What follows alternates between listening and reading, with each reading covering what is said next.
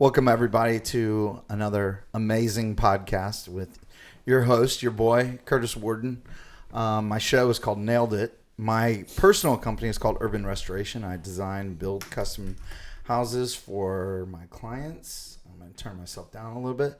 I'm joined in my office today by my good friend.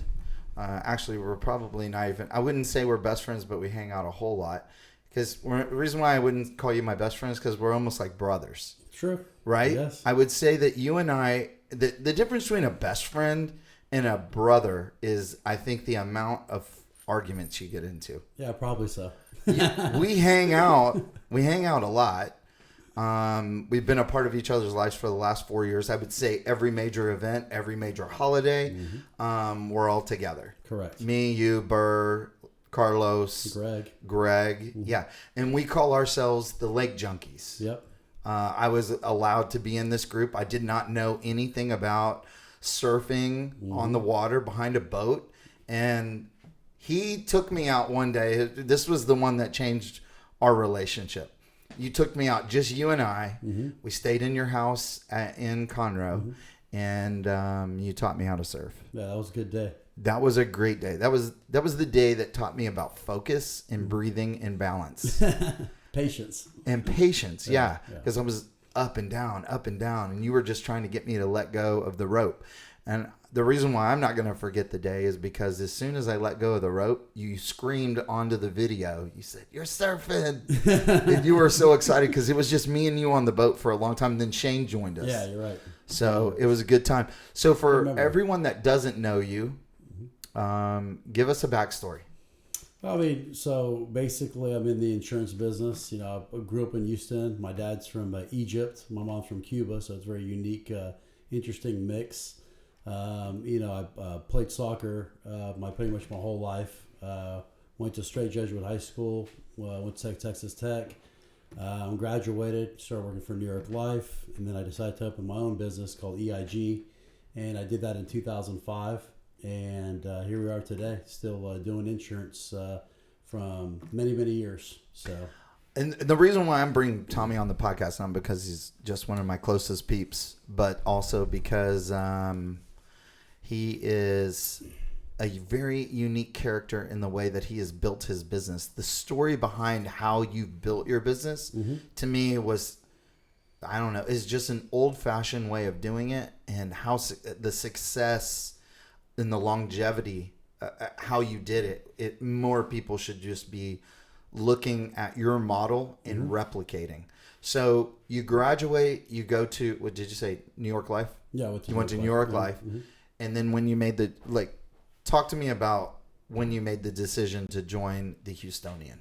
That was back in, I was going to Houstonian probably from like 2000, but I believe in 2003-04, roughly. I joined the Houstonian, and that was a real big help. I kind of had a discussion with my mom about what do you think of, joining, and she thought, it'd be a great marketing tool for me. What's the investment like when you joined? Back then, I think it was $12,500 to actually have a membership at the associates level. And basically, you can, you access all their, amenities and everything like that. But it's really to engage yourself onto some very high net worth people, call it, and some business owners, executives, all that good stuff. So you're really putting yourself in with a bunch of very talented people and successful people at the end of the day. So talk to me about the first year. Like, when were you still with New York Life and just building your book when you joined? Correct. Okay. Yeah. So basically, I was, just starting my business.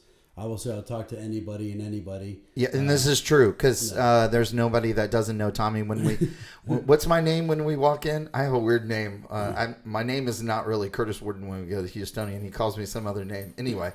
But that's what I'm known by. And then when we walk through the hallways, I would just say from 25 all the way to 70 years old, Tommy is just meeting and greeting and shaking hands and slapping towels on people's butts. It's a unique family environment, I would say. For sure, definitely. It opened my eyes to networking and wealth. Like there's a lot of wealth in that locker room. For sure, definitely. Yeah, I mean, just meeting people in the locker room. I mean, you'll see someone several times. Eventually, you'll say hi, and they'll ask you what you do. Vice versa. You'll be in the steam room. I've met many, many good friends and many clients just in the steam room alone. Sounds weird, but yes, in the steam room. Yeah. And how many social media platforms are you on? I know this question, but I think it would shock these people. Zero. I don't have any social media at all. I market myself, just myself at the end of the day through several different areas, not necessarily social media. So I have zero social media. And you really don't need it. I mean, it'd be nice to have, but it's very addicting, I would say, at the end of the day. And you and I both struggle with addictive personalities. Exactly. We get into something, and then that's 100 it. miles an hour. 100 miles an hour. Can't stop. Yeah, so like your personality and my personality are the same. So especially when we get into discussions, your belief, you're going to ride that all the way to the ground and burn the bridge. I will do the same thing. Correct. We've defriended each other many a times on WhatsApp. That's why I say you're more like family, more like having a younger brother. Yeah. And I'm more like having an immature white brother. So Brian Burr is the one that hooked us up together. Yes. Burr was doing his medical supply thing, and then he sold his business, hooked up with me, and then Burr was like, hey, I want you to come to, we're going to go, I can't remember. We went to that place in Galleria. I thought we went to Cedar Creek or something like that. No, that is true. That is true. Yeah. We went to Cedar Creek. Yeah, that's where you first met. That is Greg where, was there as well. That's too. right. Yeah. But the first time that we all hung out was at Moxie's. Yeah, Moxie's, right. Yeah. We were watching a game or something like that. Yes. Yeah. And I sat next to you and I was listening to some stuff. So let's run down what all this passive, I would say this is more of a passive investment that you do with insurance in some forms. In some forms it's active. So you tell me all the time, you're like, yeah, my passive pays for almost my salary for the year. And then the active part that you do. It's like bonuses, basically, you want to call right. it. Yeah. And so what all has your business model afforded you? I mean, obviously, Bill was able to build a home 2 years ago. And okay, what's the size? And you're single? Yeah, I mean, it's a little over 4,000 square foot home. In Spring Branch. Yeah, and brand new build. Put a very nice stereo system in there, artwork, all kinds of really nice furniture. The whole house was completely done, so did all in one swoop. So it wasn't put it together piece by piece. Just, right. One shot. And then so as you were building that house and you got out of your other house, then you turned your older home into a rental. Yeah, correct. Right? Yeah. You also have a house in Miami. Correct. Talk to me about that one. Basically, it's a place at the in South Beach that I rent out, and I go there from time to time, obviously, and just another piece of business that I acquired, and it's more of a income rental for me, property, and then also is it short term or long term? I do short term and I do long term leases, so it's day to day, or you can do long term. Right now, I have it on long term lease. Okay, nice. So what's the kind of the rate of return that you're getting on that one? Probably in a given year, probably anywhere from 10 to 15% on that, which is great. And you're really do it for the flip on it. So realistically, you buy it, inexpensive when the market was down, and then you flip it. Right. And you're keeping it until when? I don't know. Yeah. Right now, it's just it's just mailbox money. Exactly. Correct. Yeah. And then the coolest thing that you did since I've known you is your dream and your love, which he talked about at the beginning, which is he loves soccer. So talk to me about what you always wanted to go to the World Cup. Yeah, I've been to several World Cups. The recent one I went to was in Russia, and that was obviously a great experience. The atmosphere is probably bar none. I mean, I love going to NBA games, Rocket games. I love going to college football games. Are probably my favorite, but there's nothing like the World Cup because there's so many international people there that you're seeing so many people from all over the world and love of a game, and it's every 4 years, so you have opportunity to maybe go to the Qatar next one. We'll see how that plays out. And then obviously they're going to be here. So Yeah, but you were gone for 30 days. yeah, I was gone Most people can't vacation for 30 days. for sure. Yeah, we went to Barcelona, and then we went to Russia for the World Cup, and then we were able to go to Paris for a week, and then went to Nice, and then from there went to Monte Carlo. Rented a car and drove all the way down the coast of Saint Tropez for close to 3 weeks roughly, give or take. Yeah. Talk to me about if we were to go back in time and you would have to be an employee. What would that be like? An employee? I mean, I've been an employee before, but once you start owning your own business, it's changes everything. Because you make all the calls, you make all the shots. Could you be an employee today? It'd be very tough. It'd be very tough for me. Just once you got the kind of the freedom of owning your own business. Yes, you work 24 hours a day because my phone can ring whenever. Someone needs a insurance card. Someone needs their health insurance card because they're at the pharmacy or at the doctor's office. But you have people that take care of most of that stuff. Yeah, I mean, they want to hear from you. Exactly. So they're going to call my cell phone before they're going to call the office. My life insurance is with him. Mm-hmm. You told me I needed to get more insurance, so I got my insurance because I'm on term. Mm-hmm. So my life insurance policy was coming up. I think my other life insurance policy is due in maybe it's already up. I can't remember. Yeah, but you put me on a new one, and my deal with you was I just wanted to know that when I died, someone that I know would be able to hand a check to my person who's handling my estate. Yeah, that's very important, and that's what it's personable. So, obviously in a situation, husband and wife, something happens to, vice versa, but something happens to the husband, he'd want his wife to be reassured that they're taken care of by someone they probably know. So that's why it's very nice that I'm able to have all my friends as my clients. Like my mom says, you're lucky because all your friends are your clients. Which means that gives you an infinite amount of taxation, taxing write-offs, because everything that we do is with your clients. Yeah, and your clients are your friends. Exactly. What do you think the biggest mistake most entrepreneurs make today? I mean, probably, maybe jumping into something too fast, too quick before maybe they research something. So they just they hear an idea, they want to just jump into it, and they don't really know what it takes maybe to have a successful business. So they fail, or they are just not persistent enough to continue with the business. They quit too fast. So if someone, gets in a business, it doesn't work out, then they're just, it's not going to work out for me. They didn't really try their best at the end of the day. You ever get your teeth kicked in?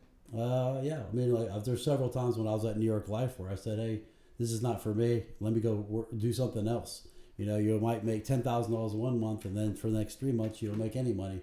Or a deal goes south, and now they're reversing your commissions. And you're like, man, what am I in this business? It's the same way it is with flipping houses. Yeah. I'd make $100,000 on one house, and then for 8, 9, 10 months, you don't get another check. Yep. And then imagine going 8, 9, 10 months, and you think you're going to get a check, and I ended up writing a check for like $60,000. Mm-hmm. Yeah. Yeah.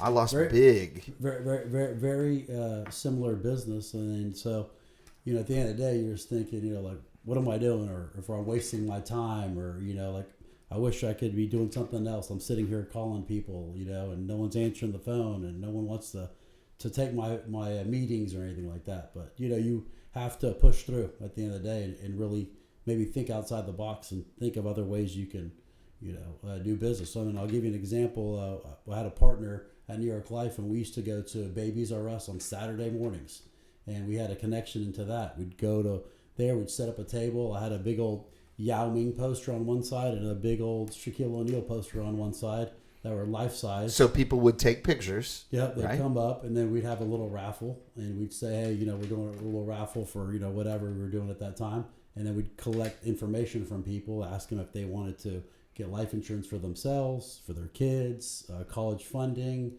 all that good stuff. Make sure they had the proper health insurance, they were all set up. And we'd grind it out. It was fun. It was go down there, set it all up, and we did different Babies R Us, and it was just another way of marketing, but at the end of the day, we put the effort and the time to go on a Saturday to go out there. Though I could be doing something else, playing basketball, whatever, playing soccer on a Saturday. Yeah, I would say you are the most creative friend that I have when it comes to marketing ideas and parties. Mm-hmm. Like we have a big party coming up. Oh yeah, for sure. You and I created that one. Yeah, it was your idea originally, and I took it to the next level after your party. Yeah. Well, I mean, they're canceling the rodeo. Oh yeah, so we have to have our own rodeo. We have to have our own rodeo. cook-off, yeah. We're having our own cook-off. Damaris Exactly. Barbecue is coming in to be Catering, to be taste tested. Mm-hmm. Tommy rounded up one of the mechanical bulls. Oh, yeah, I got a mechanical We have a petting zoo, so we have livestock that's going to be there. Got some llamas, some sheep, goats. That's It'll be right. fun. That's right. And then a person who's sponsoring my podcast, Pure Harvest. Oh, yeah. My buddy David from He was college. on here the other couple of weeks ago. Yeah, he was on here a couple of weeks ago. Yeah, he's coming in and bringing their brand new patented product, their THC seltzer water. It's gonna be amazing. It'll be really cool to. It's gonna be amazing To see how that takes off. Yeah, it's gonna be amazing. Yeah, I would say that you do your party. I didn't understand this at first. Now I understand it. Mm-hmm. The reason why you do the parties is because it is a way for you to, one, have a big write-off, and two, keep connecting with your friends. For sure, definitely. You create environments that people want to be a part of, so they don't want to not be your client, because then they don't get the invite. Yeah, exactly. Right? Yeah, true. I see how smart you are. Yeah, I mean, also too, it's fun to just gather all our friends and everybody, but at the same time too. Yeah, but it's the clients as well, stories. too. How many stories have happened because of? Oh, tons of them. Yes. I remember you come originally to one of our Christmas parties. Yeah, it was the Christmas party. And it was over at Crimson, and you showed up and you had a blast. I mean, I think everybody that was came when to we party, had the tiny Santa. Oh yeah, we had the midget Santa and regular Santa. Yeah. And I think that party maybe possibly had another elf or something like that show up as well too. Midget elf. Had like 300 people there. It was incredible. Yeah, great party. Yeah. Mm-hmm. You are the king of putting together a big group of people in a very creative way. We always have a theme. That's what I love. Definitely, yeah. We have a theme, a shirt, some other accessories, some swag that we leave with. Yeah, exactly. Yeah. So besides persistence and besides, I would say distraction, what do you think what makes you so successful? One of the main things in my personal business is my service. So I'm very on top of everything. So if you need something, I'm there doing it right away. So I'll stop at whatever given. Do you have a system? I have a system for everything. Everything I do in life is so a system. that's where I think that your superhuman strength is. Yeah. You're a good creator of systems. Yeah. Or implementer of systems. Yeah. So talk to me about the system. You have a system tell people about your system because there could be realtors watching this. Mm-hmm. Maybe somebody else is in the insurance business. Maybe someone is trying to buy houses, wholesale, going direct to the consumer. He does a very cool thing for people during their birthdays. And tell them how you set it up. I love this. Well, one of the things I do is basically I wish everybody happy birthday, and I do it at, you're talking about like just the text messages I send and all that? Yeah, but you pre-write these. Yeah. So basically, I'm afforded on the Samsung phones that we both have. Yeah. So we're Android users, and you can do that. So I will, typically on a Sunday night is typically when I do it.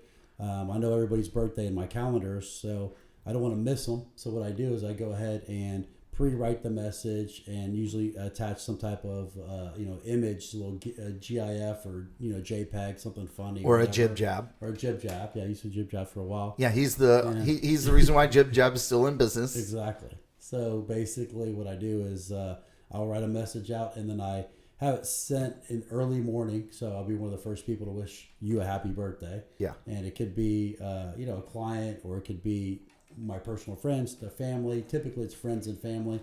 Most of my clients, like I said, are my friends. So right. But I'm not doing it for every single client that I have. But yes, I pre-write all the messages, and then at 7 a.m. boom, it hits your inbox or your text message, and if that way I don't miss your birthday. So I do it on a Sunday, and then that way for the whole week I've got everybody's birthdays done and pre-do it. What do you think one of the problems is people have with, like, are most people underfunded when it comes to life insurance?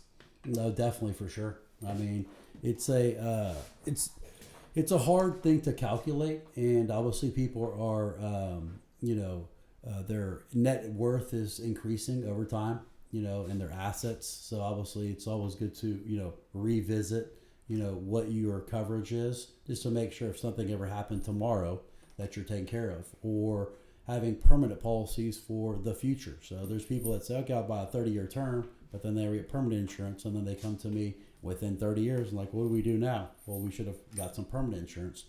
And that's kind of like, well, which one would be your final number if something happened to you when you're 85?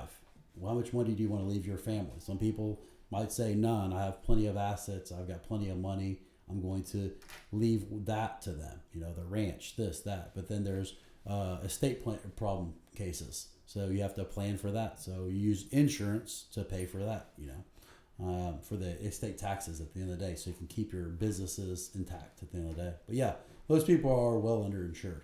Someone posted a deal today, which I thought was apropos. I'm going to use a big word for you. Mm-hmm. I thought was very relevant to today's discussion. It said 3 out of every 10 people believe that they should go get insurance. 4 out of every 10 are motivated to get insurance by doing one of 2 things. Mm-hmm. Or one of 3. Marriage, birth, mm-hmm. moving into a house. Yeah, I mean, definitely. I mean, people, the thing is with my business is I kind of tell people they need insurance. People don't really actually call me for insurance. Yeah, there's people that want to increase their policies, or maybe, someone's not going to read a magazine and be like, oh, yeah, I'm going to pick up the phone and buy some life insurance, So I'm always looking out for people like that are having kids, like my friends that are, their wife's pregnant. So I approach them and say, hey, look, it's about time to become responsible in life since you're having a kid. And, you need to at least get $1 million policy, that's going to afford your wife, something happens to you tomorrow, $50,000 a year for the rest of your life to raise your kid. Is that enough money, 35 to 45, what's an average policy for a 20-year term? For a 20-year term, probably about $100 a month, roughly, for $1 million of coverage, So give or take, obviously, if it's a male or female, prices for females are less expensive because of their longevity of life. And males, if they have hypertension or... Yeah, I mean, you'd be fine as long as, it's controlled at the end of the day with, high blood pressure, cholesterol, those are, you still can get a preferred rate with that. Okay. Mm-hmm. That's good. What do you think your superhuman strength is? What makes you different than anybody else? Probably... Especially in business. Especially in business. Probably paying attention to detail. Is a very good... You're a very detailed person. Yeah. Like if you read my text messages, you read my emails, they are pristine, like periods. They're not jumbled all together, not misspelled like every one of Greg's text messages or emails that I've read. I don't know what he's doing over there, but, it works for him. But... one thing is paying attention to detail, and also just being very attentive to my business and my clients. So if someone calls me, texts me, I'm on top of it. I'm not waiting a day or 2 to get back to them. So they like the responsiveness when you text. Like I'll give you an example. A client of mine he has a podcast as well. Johnny Wiseman texts me 8, 9 o'clock at night, asking me a question. Said, hey, you don't have to get back with me. Boom, I looked it up. Sent it over to him, and he was very happy. JY's Marketing. Yep, exactly. Yeah. And then he calls me on a Saturday. I think 2 Saturdays ago, asked me a bunch of questions.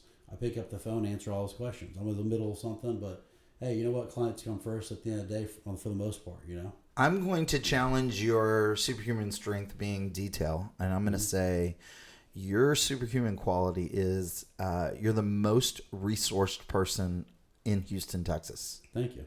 I would say that hands down, bar none. End of the day, I think that you have a 4-leaf clover shoved up your ass. You are the luckiest guy. I would say we've been to over the last 3 years, mm-hmm. or 2 years, no 3 years. Over the last 3 years, we've been to every World Series game and playoff game for the Astros. Yeah, we did. It was amazing. We didn't pay hardly anything for those tickets. We had MLB seats. Mm-hmm. Thanks to you. Oh, well, yeah, but it's resource, right? Yeah. It's resource. The connections that you all You're have, connected, but when I had my injury, my Uber injury, I sent a message out to my friends. You called me privately and you said, "Go see Boutros." Mm-hmm. So then Steven, he did a podcast all about the 5 tips for negotiating.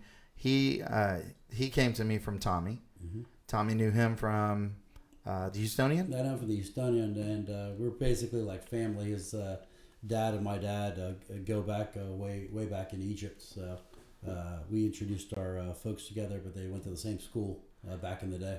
I would just say if I needed anything in this world, but the mistake that I've made before was putting it on Facebook because I could have just called you first. Yeah. When I wanted to get my engagement ring, went to Tommy. Yep. Tommy hooked me up with Borna, and then I went to the jewelry exchange and got it. Yeah. Yep. Yeah, I mean that's probably at the best, like you said, is just having so many connections for anything and everything. You know, that's a very I guess a talent that I have, that I'm always looking for the best deal and don't like to pay full price for anything. So if I can not pay full price, then I try not to. And 1A is your resource. 1B is how cheap you are at getting it. I like that. Yeah. So, okay. So how many houses do you have? You have the one in Miami, Spring Branch, and the one that you moved out of. Yeah, the one in Conroe. And then we have a couple properties. There's rental properties that are in Rice Military as well, too. Okay. Yeah, nice. That's it. That's all the properties I have. Nice. Yep. Any stock market? I've got, a little bit of stock market, not much. He was big in GameStop, by the way. He was the reason why GameStop exploded. Just, like a little fun account, I would call it. So nothing major, outside of that. More for me, more mutual funds, which is more, less riskier stuff. That's what I like to do. Do you view real estate as a risk? It can be risky, but in Houston, Texas? It depends on bottom line, anything that you buy, you have to buy it right. So it doesn't matter. Everything's a risk. You can buy a boat's a risk. You buying a car's a risk. But at the same time, too, if you buy it right, you can, say use it and not lose much. But yeah, it depends on if you go buy a building off of I-10 and overpay for it.